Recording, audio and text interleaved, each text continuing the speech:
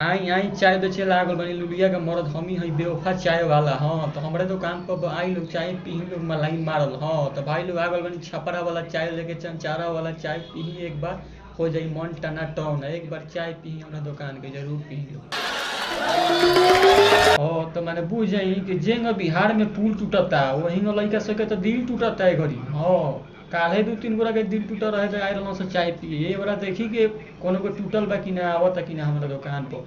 अब बुझ जाई कि बरिखा बरखता है घड़ी तो माने मौसम एकदम खराब हो गइल बा।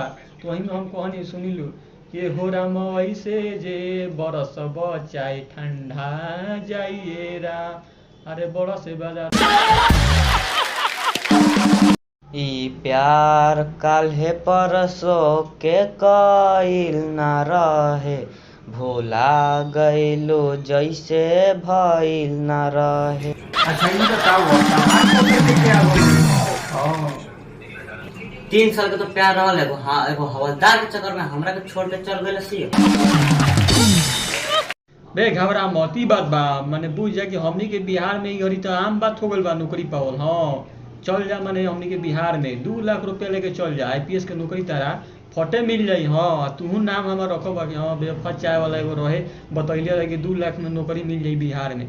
तो चल जा भाई अभी टिकट करा लो।